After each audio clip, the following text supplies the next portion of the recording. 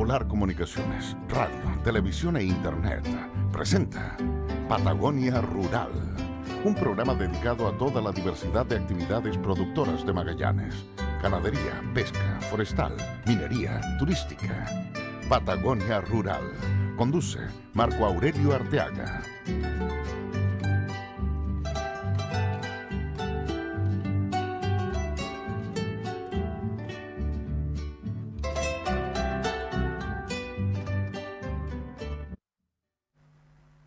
Y estamos, así es.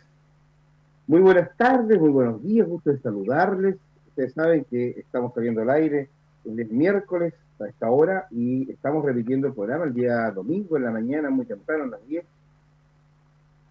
para traer la ciudad, para traer el campo a la ciudad y llevar la ciudad al campo. Radio Polar, televisión Polar, internet, no sé, la plataforma de internet. 82 años prácticamente ya al aire, la decana de las comunicaciones en la región de Magallanes y Antártica chilena, y este programa con toda la historia del campo. Para nuestro entrevistado de hoy día, le contamos de que este programa surge y que Radio Polar, hace 30, 40, 50 años, era el puente más importante de comunicación que había entre la ciudad, Punta Arenas y las áreas rurales. A las 12 del día comenzaban los mensajes para el campo y terminaban aproximadamente 1:30, 2 de la tarde. Eso era, en estos años, la tecnología y las comunicaciones han avanzado y Radio Polar sigue aquí, ya más avanzada, ahora es televisión y también es internet.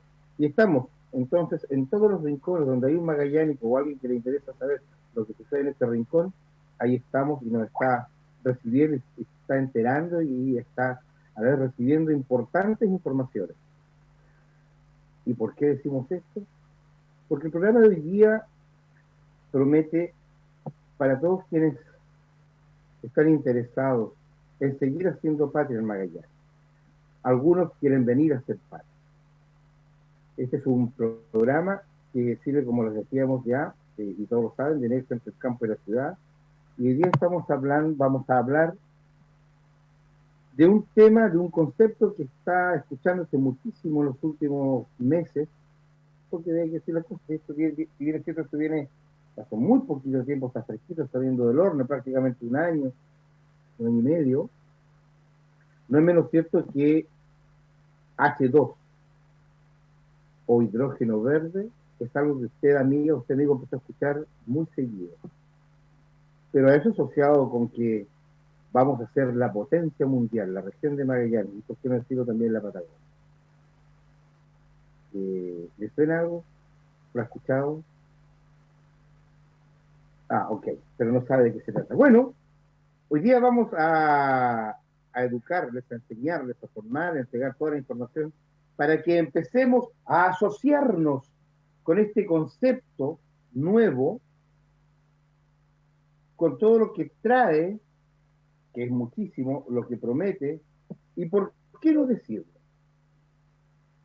con la posibilidad real de comenzar a concretar los sueños de quienes creemos en Magallanes, como decía Fernando Ferrer. Hoy vamos a conversar con un bioquímico de la Universidad de Concepción, que además es un magíster en administración de empresas, tiene un diplomado en eficiencia energética en la industria, y es el fundador de Total Green Energy, que es la empresa que está comenzando y fundó todas las bases para desarrollar el proyecto más grande de la Patagonia y del mundo, lo dirá él, nos va a contar un poco más del también, en todo lo que es el hidrógeno verde, o la energía verde, como quieran llamar. Pero vamos a entrar con él porque él es experto.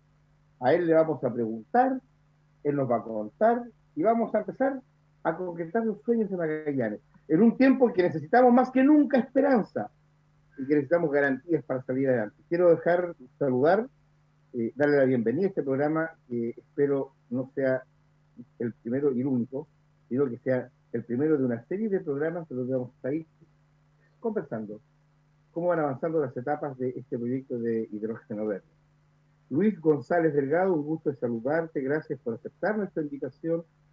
Y bueno, vamos a hacer como en la casa una vez creo que hacer con los pañitos para los alumnos aquí, te vamos a sacar toda la información, porque queremos que nuestras amigas y nuestros amigos también estén al tanto y en profundo conozcan de qué estamos hablando hoy día. Pero naturalmente, bienvenido y ayúdanos un poco también a presentarte. Luis González, gracias.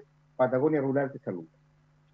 Bien, gracias por la invitación, Marco, y por tus palabras. En realidad, tienes toda la razón, porque eh, el tema no se puede agotar en pocos minutos, dado que probablemente mucha gente que te ve, que te escucha, ya sabe probablemente de qué se trata el hidrógeno, pero yo te diría que eh, el por qué el hidrógeno está en la boca de todos hoy día en Chile, y no solamente en Chile, sino que en el mundo, y por qué el mundo está reaccionando favorablemente a esto, forma parte también de una historia que probablemente sea poco conocida y también el impacto que tiene este proyecto para Tierra del Fuego, porque nosotros nos vamos a instalar en Tierra del Fuego, también sea un poco desconocida, que hace la diferencia respecto de otros proyectos que también están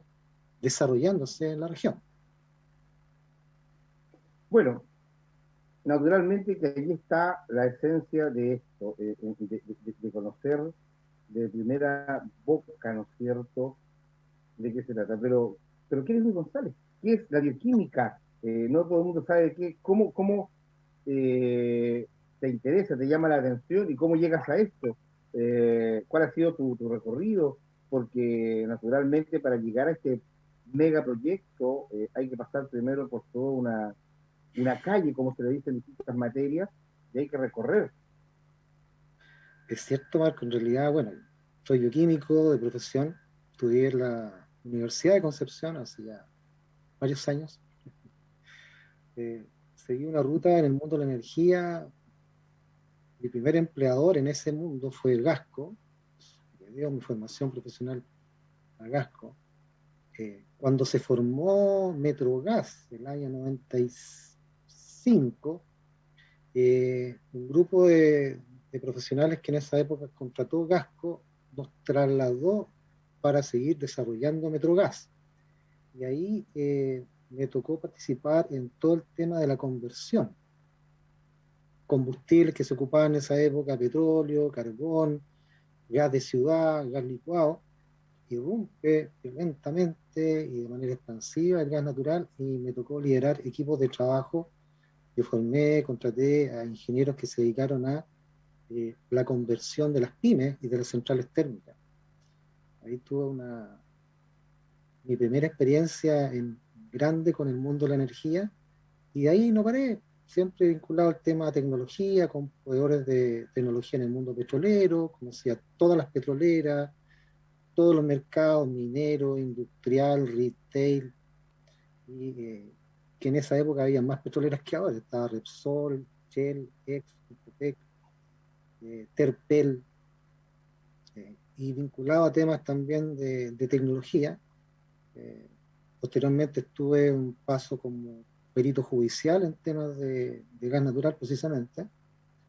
Pasé también por cargo de ser gerente comercial de una distribuidora de gas natural también. Y así, actualmente me desempeño en una empresa del rubro también, que es Enex, y esto unido a labores de docencia que tengo en la Universidad del Desarrollo. Soy profesor tanto en algunas ocasiones de Santiago y de Concepción, pero más que nada de Concepción, en la carrera de Ingeniería Civil Industrial. Estoy a cargo de la cátedra completa de lo que es proyectos. Son prácticamente un año y medio, son alumnos míos, estos chiquillos, y adivina qué le estoy enseñando. Hidrógeno. ¿Ya? De hecho, uno de ellos, digamos, están entusiasmados, han hecho las prácticas conmigo, eh, tienen varias prácticas, todas las prácticas las han hecho con mi consultora. Tengo incluso dos alumnos que están entusiasmados trabajando full en temas relacionados con el proyecto en su memoria. Nadie hace memoria, es lo más complejo que hay. Bueno, ellos se entusiasmaron y tomaron el desafío y ahí estamos trabajando. Ahora, ¿cómo nace esto? Mira, es que es bien curioso porque hace años, de hecho el Metrogas fue la primera vez que me llegó a las manos un documento que, con las celdas de energía, ¿ya? Cuando recién partieron estos que una celda de energía entra hidrógeno por acá y sale energía eléctrica. Es una celda de energía. Y la vimos como yo al menos la analizamos con mi grupo, como un potencial enemigo del gas natural en esa época, pero nos dimos cuenta que los costos eran prohibitivos a ese minuto y no pasaba nada. Ya.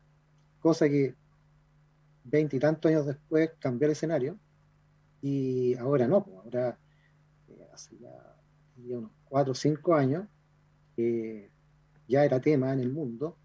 Yo estaba en esa época desarrollando todo el estudio de impacto ambiental, la ingeniería, me contrataron para hacer un proyecto de un terminal de gas natural licuado. Bueno, ahí hice todo el proyecto entero y buscando inversionistas, desarrollando la ingeniería, capítulos del impacto ambiental, relaciones con proveedores, con las autoridades. Y ahí como que tú dices, adquirir la última etapa, el último peldaño de la calle, ¿ya? De cómo se hacen estos proyectos. Eh, pero de ahí murió el gas natural y nace esta idea del hidrógeno, eh, unido a que Chile, principalmente por un tema minero en el norte, se vio en la necesidad de ofrecerle a las mineras, y de ahí nace todo, ¿eh? En Chile por lo menos, de que les empezaron a cortar el financiamiento a las mineras. PHP Billiton le cortaron el financiamiento. Anglo American le cortaron el financiamiento. ¿Y quiénes le cortaron el financiamiento? Los fondos de inversión, los big fondos de inversión que dijeron, ¿sabe qué más? Usted no ha cumplido conmigo en su plan de disminución de emisiones de CO2. Como lo cumplió, le corta el financiamiento. Y eso tuvo un impacto porque los fondos de inversión que le cortaron el financiamiento eran fondos baratos, plata barata. Entonces, eso significaba que tenían que ir a fondos que le iban a pedir más retorno a esa inversión. Y saltó el Ministerio de Minería, con el riesgo de que se podían ir a lugares que producir cobre y hacer más barato que en Chile. Y dijo, no, momentito, yo aquí lo ayudo, reemplacemos el diésel, ¿por qué? Por hidrógeno. Y ahí nació todo. Corfo empezó a meter plata, 6 millones de dólares por aquí, 3 por allá, otros 10 por acá, para eh, desarrollar proyectos que estimulasen el reemplazo de combustibles fósiles en la minería. Entonces, ahí se empezó a desarrollar la demanda en el norte. Y todo el mundo estaba mirando al norte. Las plantas de hidrógeno en el norte, tecnología en el norte. Y nadie miraba al sur. Lo cual generó una oportunidad, nos dimos cuenta de eso, sumado a que todo el mundo empezó a decir, oye, pero legalmente está complicado esto del hidrógeno, no está ni siquiera declarado como combustible. Pero resulta que uno que trabajó en el gas más de 20 años sabía que estaban equivocados, porque se podía trabajar con hidrógeno. De hecho, yo en Gasco trabajé con hidrógeno. ¿Ya? Se podía. Dije, aquí hay una oportunidad porque todos van a esperar la ley, todos van a esperar el reglamento, y mientras tanto podemos avanzar en el desarrollo de un proyecto en Magallanes. No teníamos claro en esa época si íbamos a ir al continente o a Tierra del Fuego. Y empezamos, te diría yo, lentamente, con muy buena gente en Estados Unidos que nos empezaron a apoyar, en Europa al comienzo, hasta que nos dimos cuenta que no sabían tanto más que nosotros. Y formamos un equipo, te diría, 100% nacional, con solamente referencias de afuera, y armamos un proyecto de amoníaco verde, no de hidrógeno. Vamos a conversar por qué amoníaco y no hidrógeno, en Tierra del Fuego. Muchos se preguntan, yo te voy a agradecer mucho, Luis, que hagamos de este programa una escuela, ¿no? Sí, por supuesto. Vayamos entregando desde lo más básico para que efectivamente podamos sociabilizar este proyecto que, vuelvo a reiterar, parece ser la luz de esperanza, esta luz que estábamos mirando al fondo y aparece esta luz para despegar. La verdad es que con todo esto que ha sucedido de la pandemia, lo hemos visto también en este programa, de esta situación sociopolítica, no solo chilena, sino que en el mundo, y ha sumado la pandemia, entonces hay una situación económica hoy día que hay que mirarla con prudencia, hay que mirarla con cuidadito, ¿no es cierto? Y trabajar en forma muy seria. Y esto promete aparentemente que Magallanes podríamos llevarlo. Entonces vamos a hacer una especie de formación para que podamos ir entendiendo qué es el hidrógeno, qué es el amoníaco, cómo efectivamente se transforman en un combustible que además está lejos de todo lo que hay hoy día en esta carrera también tan maratónica, necesaria para también ir bajando los niveles de CO2. Mira, efectivamente, la clave en esto está entender el CO2. ¿Qué es lo que es el CO2? Y de ahí vamos a llegar al hidrógeno y al amoníaco. ¿Te parece? Perfecto. Ya, mira. Es una verdadera cátedra la que vamos a tener hoy día. Ojalá que se pueda, oye, lo más simple posible. La idea que uno, a mí me carga la palabra experto, porque siempre hay gente que sabe más que uno. ¿Sí? Básicamente acá es como conversar sobre estos temas sin, sin otra pretensión que es una conversación. Pero partiendo de algo, fíjate que todo este asunto eh, en el año 60 parten los primeros en Japón, que entre paréntesis, al que primero habló de esto le acaban de dar esta semana el premio Nobel de Física, un japonés de 90 años, y fue el primero que habló del cambio climático, el año 60. Y imagínate, nadie lo pescaba, está loco, ¿cuál es el fundamento? Y él decía, lo que ahora todo el mundo sabe, que los combustibles fósiles, ¿qué es un combustible fósil? Carbón, petróleo, gas, gasolina, todo lo que tiene de origen a partir del petróleo, básicamente, y el carbón, cuando tú lo quemas, oye, en un motor de combustión interna, como puede ser un auto, un camión, un tren que ocupe petróleo, un barco, un avión, o que tú lo quemes en una caldera para producir agua caliente, vapor o electricidad. Todo eso genera tres cosas. Generas agua como producto final. Cuando uno ve la chimenea y ese color blanco, eso es agua, es vapor de agua. Generas calor y generas CO2. Entonces, y este CO2 empieza a subir su nivel de concentración en el aire. ¿Y qué provoca? Mira, el CO2 tiene una particularidad, que al CO2 si tú le entregas energía, tiene una gran capacidad de almacenamiento de energía. Y es un gas, por lo tanto no se enfría. Tú lo calentaste y llega un minuto que, oye, sigue manteniéndose caliente. Esto tiene un efecto en la Tierra, porque resulta que además el CO2, la densidad es mayor que la del aire. O sea, el CO2 no se va a la atmósfera de arriba, queda pegado acá, a poca altura. Y eso es como que de repente a la Tierra tú le colocaste un gamulán, un suéter de lana que lo está calentando lentamente.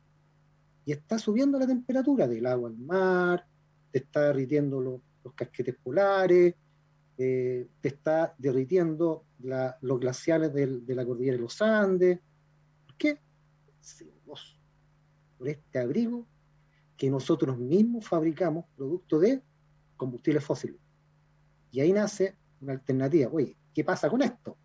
El cambio climático, huracanes, eh, todas las programaciones del clima ya se dispararon, va a haber alteraciones en los patrones de temperatura y llega un punto, Marco, que si la temperatura promedio de la Tierra llega a subir sobre los 2 grados, la viabilidad del ser humano sobre la Tierra está en peligro. Vamos en este instante en 1,2 grados. Si llegamos a 1,5, es como el límite en que nosotros podemos detenerlo. Sobre 1,5 ya llegando a 2 es muy complejo. Entonces, toda la actividad productiva que nosotros conocemos, la vida tal como la conocemos, está en peligro. Bueno, uno de los mecanismos para frenar este cambio climático es no emitir más CO2. Y hay compromiso de la humanidad, ya a este nivel global, todo el mundo lo tiene claro. ¿Ah? Es que no hay que, al 2050, y esa es la meta, tener un planeta cero emisión. O sea, hay que tener al 2050 un combustible que cuando tú lo quemes no te genere CO2. Y aquí parte el hidrógeno, porque el hidrógeno es un combustible que cuando tú lo quemas, el único producto final que tiene es calor y agua, no tiene CO2. Lo mismo el amoníaco, cuando tú lo quemas, que lo puedes quemar porque es combustible, lo mismo, te genera nitrógeno y agua, no te genera CO2. Pero, ¿cuál es la gracia? Uno puede decir, oye, empecemos a fabricar entonces hidrógeno y amoníaco. Pero la forma en que tiene que ser fabricado tiene que ser verde. ¿Y qué es lo que es verde? Tiene que ser a partir de energías renovables. Actualmente se produce hidrógeno. La petroquímica en todo el mundo, para producir la gasolina, necesitan hidrógeno, pero es un hidrógeno gris. ¿Por qué? Porque liberan CO2 en su proceso de producción. Ese no sirve. Y lo mismo el amoníaco, se producen millones de toneladas de amoníaco, pero es gris. ¿Por qué? Porque en su proceso se libera CO2. Entonces, para no liberar CO2 y tener hidrógeno y tener amoníaco, necesariamente tienes que tener grandes cantidades de energía renovable. Y aquí Chile la lleva. Chile en el norte, solar, y en Magallanes, eólico. El viento. El viento. Eólico es por Eolo, el dios del viento griego, de ahí viene. ¿Ah?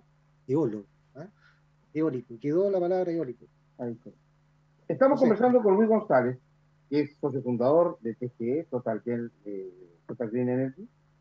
Estamos recibiendo toda esta información, la básica, la primera, la fundamental, para que empecemos a entender todos de qué estamos hablando, qué estamos escuchando en los medios de comunicación, en las redes sociales, el hidrógeno verde, estos grandes proyectos que hacen que Magallanes ya empiece a concretar los sueños de ser una potencia.